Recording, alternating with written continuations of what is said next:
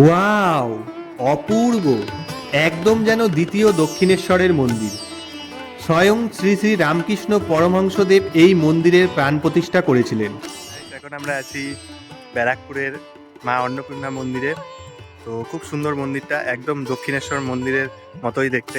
নমস্কার বন্ধুরা, আজ আমরা চলে এসেছি কলকাতা থেকে খুবই কাছে বিরিয়ানি নগরী নামে খ্যাত ব্যারাকপুরে গঙ্গা পাড়ে অবস্থিত অসাধারণ সুন্দর একটি মন্দিরে, যা শিব শক্তি অন্নপূর্ণা মন্দির নামে পরিচিত। এই মন্দিরে আসলে আপনারা মনোমুগ্ধকর মন্দির দর্শনের সাথে সাথে অসাধারণ প্রকৃতিকে অনুভব করতে পারবেন। এরই সাথে রয়েছে এখানে সুস্বাদু ভোগ প্রসাদের ব্যবস্থা। এছাড়াও সাথে দেখে নিতে পারেন রানী রাসমণি ঘাট ও গান্ধী ঘাট।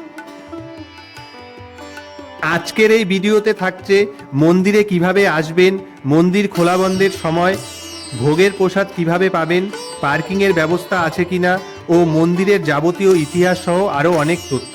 চলুন তাহলে দেরি না করে ভিডিওটি শুরু করা যাক। রজতনাক স্পেশালস চ্যানেলের নতুন বন্ধুরা চ্যানেলকে সাবস্ক্রাইব করে বেল আইকন প্রেস করে রাখতে ভুলবেন না। অন্নপূর্ণা মন্দিরে কিভাবে আসবেন? শিয়ালদা স্টেশন থেকে প্রচুর লোকাল ট্রেন রয়েছে, যেমন Barrackpore local, Naihati local, Shantipur local, Kalyani Simanta local, Gede local, Krishnanagar local ইত্যাদি অনেক ট্রেন রয়েছে। যে কোনোটাতে উঠে চলে আসতে হবে ব্যারাকপুর স্টেশনে। ব্যারাকপুর স্টেশনে পৌঁছে 1 নম্বর প্ল্যাটফর্ম দিয়ে বাইরে বেরিয়ে আসতে হবে। স্টেশনের বাইরে থেকে অটো ও টোটো পাওয়া যায় অন্নপূর্ণা মন্দিরে যাওয়ার জন্য। এখান থেকে আপনারা চাইলে রিজার্ভ করেও যেতে পারেন অথবা শেয়ারিংয়েও যেতে পারেন। রিজার্ভ করে গেলে অটো বা টোটো 100 থেকে 150 টাকা নেবে, আর শেয়ারিংয়ে গেলে অটো করে 10 টাকা থেকে 12 টাকা ভাড়া নেবে, আপনাদেরকে পৌঁছে দেবে গান্ধীঘাট মোড়ে। তো আমিও শেয়ারিং অটো করে পৌঁছে গেলাম এই গান্ধীঘাট মোড়ে। গান্ধীঘাট মোড় বা তালপুকুর মোড়ে নেমে রাস্তার অপোজিটেই দেখতে পাবেন গোপাল মেডিকেল হল। এই গোপাল মেডিকেল হলের পাশের রাস্তা দিয়ে এগিয়ে চললেই পৌঁছে যাবেন মা অন্নপূর্ণা মন্দিরে। এখান থেকে চাইলে আপনারা টোটো করেও যেতে পারবেন, 10 টাকা করে ভাড়া নেবে, কিন্তু আমি পায়ে হেঁটেই গিয়েছিলাম, তাই পায়ে হেঁটেই এগিয়ে চললাম মন্দিরের দিকে। আরও কিছুটা এগিয়ে যাওয়ার পরেই সামনে দেখতে পাবেন এমন একটা 3 রাস্তার মোড়, যার ডান দিকে গেলে আপনারা পৌঁছে যাবেন গান্ধীঘাটে। আমরা যেহেতু অন্নপূর্ণা মন্দিরে যাব, তাই আমরা বাঁ দিকের রাস্তা ধরে সামনের দিকে এগিয়ে চললাম। কিছুটা এগিয়েই পৌঁছে গেলাম একদম মন্দিরের সামনে। মন্দিরের সামনেই রয়েছে পার্কিংয়ের ব্যবস্থা, তাই বাইক বা গাড়ি নিয়ে আসলে সহজেই এখানে রাখতে পারবেন। মন্দিরের বাইরে পুজো দেওয়ার সামগ্রীর দোকান রয়েছে, এখান থেকে পুজো দেওয়ার সামগ্রী নিয়ে আপনারা মন্দিরে পুজো দিতে পারবেন। মন্দিরের বাইরে জুতো রেখে আমরা ভেতরে প্রবেশ করলাম। সিংহদ্বার দিয়ে ভেতরে ঢোকার আগে ডান দিকে জুতো রাখার ব্যবস্থা রয়েছে, চাইলে সামান্য টাকার বিনিময়ে আপনারা সেখানেও কিন্তু জুতো রাখতে পারবেন। এটি মন্দিরের সিংহদ্বার। মন্দিরের নাম লেখা রয়েছে শিব শক্তি মা অন্নপূর্ণা মন্দির। তো আমরা মন্দিরের সিংহদ্বার দিয়ে মন্দিরের ভেতরে প্রবেশ করলাম।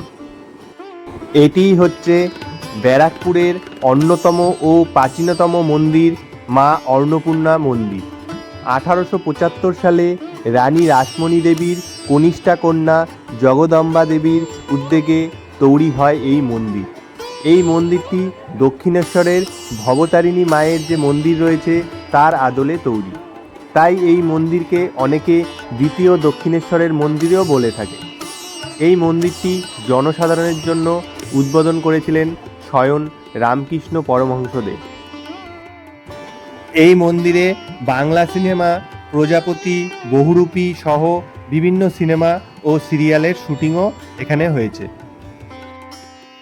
মা অন্নপূর্ণা মন্দিরে পুজো দেওয়ার সময় হচ্ছে প্রতিদিন সকাল 5:30 থেকে দুপুর 12:30 পর্যন্ত, এবং তারপরে বিকেল 4টে থেকে রাত্রি 8টা পর্যন্ত।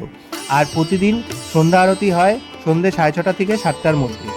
এই অন্নপূর্ণা মন্দিরে আপনারা যদি আসেন, এই অন্নপূর্ণা মন্দিরে কিন্তু ভোগ প্রসাদ খাওয়ানো হয়, তাই আপনারা ভোগ প্রসাদ গ্রহণ করতে চাইলে মন্দিরের ডান দিকে মন্দিরের অফিস ঘর থেকে কুপন সংগ্রহ করতে হবে। প্রতিদিন সকাল 10টা থেকে সকাল 11:30 পর্যন্ত এই কুপন দেওয়া হয়। নিরামিষ ভোগ প্রসাদের জন্য মূল্য হচ্ছে 120 টাকা।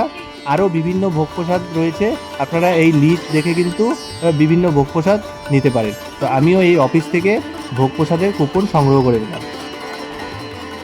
ভোগ প্রসাদ খাওয়ানোর সময় হচ্ছে প্রতিদিন দুপুর 1:30 থেকে। তো আপনারা টিকিট সংগ্রহ করে মন্দিরটা খুব ভালো করে ঘুরে দেখবেন। তারপর দুপুর 1:30 বাজলে কিন্তু অফিসের সামনে চলে আসবেন। এই অফিসের সামনেই কিন্তু বসে ভোগ প্রসাদ খাওয়ানো হয় সকলকে। তো এই মন্দিরের পরিবেশটা কিন্তু খুবই সুন্দর। মন্দিরের চারিদিকটা ঘুরে পরিষ্কার পরিচ্ছন্ন, সত্যি খুবই ভালো লাগবে। আমার তো এই মন্দিরে এসে খুবই ভালো লাগছিলো। এই যে এখানে মন্দিরের কিছু নিয়মাবলী আছে, তো আপনারা দেখে নিতে পারেন, এবং বিভিন্ন ভোগ প্রসাদের যে দাম এখানে দেওয়া রয়েছে আপনারা দেখে নিন। তো এই মন্দিরের বাদিকেই কিন্তু মন্দিরের যে প্রতিষ্ঠাতা রয়েছে জগদম্বা দেবী, ওনার কিন্তু একটি মূর্তি রয়েছে। তো এখানে সুন্দরভাবে একটি মূর্তি এখানে বসানো রয়েছে ওনার, তো সেই মূর্তিটাও কিন্তু আমরা দেখে নিলাম।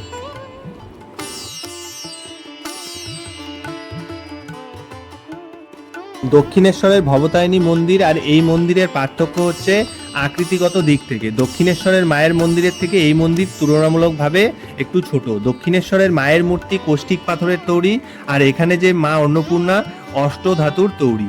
ও মায়ের পাশে যে মহাদেব রয়েছে, মহাদেবের মূর্তিটি রূপোর তৈরি, আর যে সিংহাসনে মাকে বসানো রয়েছে সেটিও পুরোপুরি রূপোর তৈরি।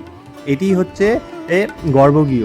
তো অফিসের পারমিশন ছাড়া কিন্তু গর্ভগৃহের ছবি তোলা পুরোপুরি নিষিদ্ধ। মায়ের যে মূল মন্দির রয়েছে সেই মূল মন্দিরের উল্টো দিকেই রয়েছে নাট মন্দির। এই নাট মন্দিরও কিন্তু একদম দক্ষিণেশ্বরের নাট মন্দিরের আদলেই তৈরি, শুধু পার্থক্য এটি আকৃতিতে একটু ছোট। এখানে কিন্তু পরিবেশটা খুবই ভালো। এখানে আসলে কিন্তু আলাদাই মানসিক একটা শান্তি অনুভূতি হয়, সত্যি খুবই ভালো লাগে। নাট মন্দির থেকে মন্দিরের অপর পাশে গেলেই চোখে পড়বে একটি বেল গাছ। ঠাকুর শ্রী শ্রী রামকৃষ্ণ পরমহংসদেব বেশ কয়েকবার এই মন্দিরে এসেছিলেন। যখন তিনি এই মন্দিরে আসতেন তখন এই বেলগাছের নিচে তিনি বসে থাকতেন, তাই এই বেলগাছের নিচের জায়গাটিকে ঘিরে রাখা হয়েছে। দক্ষিণেশ্বর মন্দিরের আদলে এখানে রয়েছে বেশ কিছু শিব মন্দির। দক্ষিণেশ্বরে মোট 12টি শিব মন্দির রয়েছে, আর এখানে 6টি শিব মন্দির রয়েছে। এই 6টি শিব মন্দিরে শিব ঠাকুর কোন রূপে বিরাজমান সেগুলো আমরা এখন দেখে নেব। বাঁ দিক থেকে যে প্রথম মন্দিরটি রয়েছে, এই মন্দিরে শ্রী শ্রী কল্যাণেশ্বর রূপে মহাদেব রয়েছে।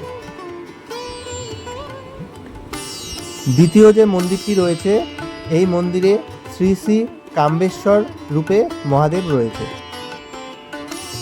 এবং তৃতীয় যে মন্দিরটি রয়েছে, এই মন্দিরে শ্রী শ্রী কিন্নরেশ্বর রূপে মহাদেব রয়েছে।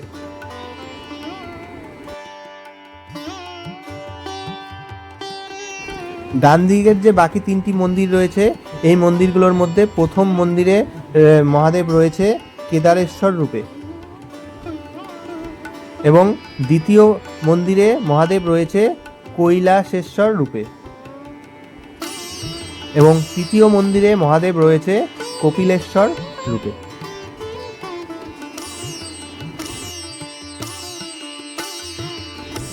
মন্দিরটা আমরা খুব ভালো করে ঘুরে দেখে চারিদিকের পরিবেশটা খুব ভালো করে ঘুরে দেখলাম, এবং মন্দিরের পেছন দিক দিয়ে একটি গেট রয়েছে। এই যে গেটটা দেখতে পাচ্ছেন, এই গেট দিয়ে কিন্তু আমরা এখন বাইরের দিকে যাচ্ছি এই রানী রাসমণি ঘাট ঘুরে দেখার জন্য। তো এই গেট দিয়ে আমরা রানী রাসমণি ঘাটে যাওয়ার জন্য এগিয়ে চললাম। আমরা পৌঁছে গেলাম একদম রানী রাসমণি ঘাটের সামনে। খুব সুন্দর করে বাঁধানো এই রানী রাসমণি ঘাট। তো আমরা এখন এই রানী রাসমণি ঘাটটা ঘুরে দেখব। এটিই হচ্ছে হুগলি নদীর তীরে অবস্থিত রানী রাসমণি ঘাট। অন্নপূর্ণা মন্দিরে ঘুরতে আসলে কিন্তু এই রানী রাসমণি ঘাটটা অবশ্যই ঘুরে দেখবেন। অন্নপূর্ণা মন্দিরের পেছনে একটি রাস্তা রয়েছে, সেই রাস্তা দিয়ে সামনে এগিয়ে আসলেই কিন্তু এই রানী রাসমণি ঘাটটা দেখতে পাবেন। এখানে স্থানীয়রা স্নান করছে, তো আমরা এই রানী রাসমণি ঘাটটা খুব ভালো করে ঘুরে দেখলাম। রানী রাসমণি ঘাট ঘুরে, যেহেতু আমাদের এখনও ভোগ প্রসাদের টাইম দেরি ছিল, তাই আমরা এখান থেকে সামান্য দূরে যে গান্ধীঘাট রয়েছে সেই গান্ধীঘাট আমরা ঘুরে দেখার জন্য চললাম। তো এই যে এখানে 3 রাস্তার মোড় ছিল, বাঁদিকে অন্নপূর্ণা মন্দিরে আমরা গিয়েছিলাম, এই 3 রাস্তা মোড়ের থেকে ডান দিকে গেলে কিন্তু পড়বে গান্ধীঘাট। তো আমরা এই 3 রাস্তায় মোড়ে এসে এখান থেকে কিন্তু হেঁটে আমরা গান্ধীঘাটের উদ্দেশ্যে রওনা দিলাম। তো আপনারা চাইলে কিন্তু টোটো পেয়ে যাবেন, টোটো করেও যেতে পারেন। এটি হচ্ছে গান্ধীঘাটের মেন গেট। তো আমরা মেন গেট দিয়ে ভিতরে প্রবেশ করলাম। এই অন্নপূর্ণা মন্দিরে ঘুরতে আসলে কিন্তু অবশ্যই এই গান্ধীঘাটটা ঘুরে দেখবেন। আর প্ল্যানটা এইভাবে সাজাবেন, প্রথমে সকালে মন্দিরে এসে মায়ের মন্দিরে পুজো দেবেন এবং মন্দিরটা খুব ভালো করে ঘুরে দেখবেন, এবং তারপরে 11:30টার মধ্যে ভোগ প্রসাদের কুপন কেটে নেবেন, এবং কুপন কাটার পরে এই মন্দির থেকেই 10 মিনিট পায়ে হেঁটে অথবা চাইলে আপনারা টোটো করেও যেতে পারবেন, এই গান্ধীঘাটে চলে আসবেন। 1948 সালে গান্ধীজির মৃত্যুর পর হুগলি নদীর তীরে এই স্মৃতিস্তম্ভটি নির্মাণ করা হয়েছিল। শোনা যায় পণ্ডিত জওহরলাল নেহেরু এই স্মৃতিস্তম্ভটি 1949 সালে 15ই জানুয়ারি উদ্বোধন করেছিলেন। এই জায়গাটি কিন্তু খুব সুন্দর, পরিষ্কার পরিচ্ছন্ন, খুব ভালো লাগবে এই জায়গাটা ঘুরে দেখতে। এখানের ঘাটটাও খুব পরিষ্কার পরিচ্ছন্ন। আমরা এই জায়গাটা খুব ভালো করে কিছুক্ষণ ঘুরে দেখলাম।